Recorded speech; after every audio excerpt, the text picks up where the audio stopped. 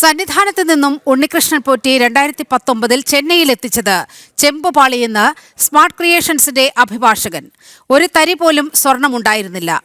42 കിലോ ഭാരം ചെമ്പുപാളിക്കുണ്ടായിരുന്നുവെന്നും advocate K B Pradeep Kumar അറിയിച്ചു. കൊച്ചിയിൽ മാധ്യമങ്ങളോട് സംസാരിക്കുകയായിരുന്നു അദ്ദേഹം.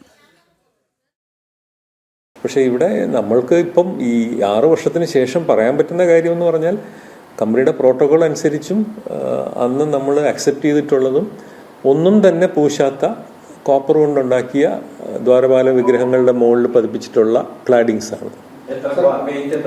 അത് ഏതാണ്ട് ലാൻഡ് ചെയ്യുന്ന സമയത്ത് ഏതാണ്ട് 42 കിലോസ് അടുപ്പിച്ചുണ്ടായിരുന്നു. ഇത് കൊണ്ടുവന്നത് ഈ സ്പോൺസറാണ്.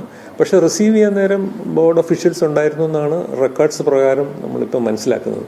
1998 വിജയ് മല്യ സ്വർണം പൊതിഞ്ഞു നൽകിയ ദ്വാരപാലക പാളികൾ സ്വർണപ്പാളികളാണെന്ന 99 രേഖകളിൽ ഹൈക്കോടതി നേരത്തെ തന്നെ കണ്ടെത്തിയതാണ്. എന്നാൽ 2019 സ്വർണപ്പാളികൾ ഉണ്ണികൃഷ്ണൻ പോറ്റിക്ക് ദേവസ്വം കൈമാറുമ്പോൾ ചെമ്പുപാളി എന്ന് രേഖപ്പെടുത്തിയിട്ടുണ്ട്. 2019 ജൂലൈ 20 ഉണ്ണികൃഷ്ണൻ പോറ്റിക്ക് കൈമാറിയ ദ്വാരപാലക സ്വർണപ്പാളി ഓഗസ്റ്റ് 29 ഉണ്ണികൃഷ്ണൻ പോറ്റി സ്മാർട്ട് ക്രിയേഷൻസിൽ എത്തിച്ചു.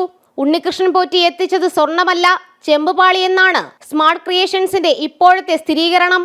മറ്റൊരു കമ്പനി സ്വർണം പൂശിയ ലോഹഭാഗങ്ങൾ തങ്ങൾ വീണ്ടും സ്വർണം പൂശാറില്ലെന്നും സ്മാർട്ട് ക്രിയേഷൻസ് വ്യക്തമാക്കുന്നു.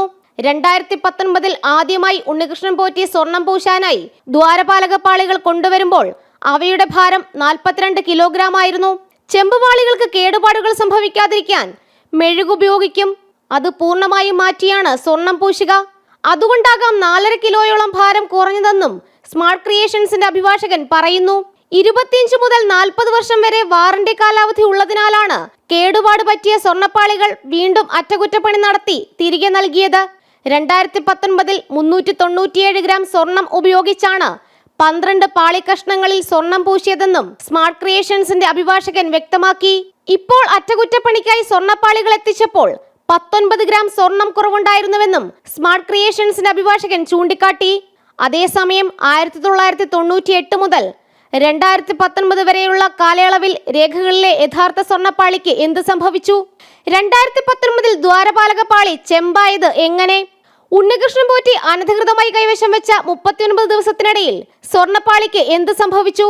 തുടങ്ങിയ നിരവധി ചോദ്യങ്ങൾക്ക് ഇപ്പോഴും ഉത്തരമില്ല. ജനം, കൊച്ചി.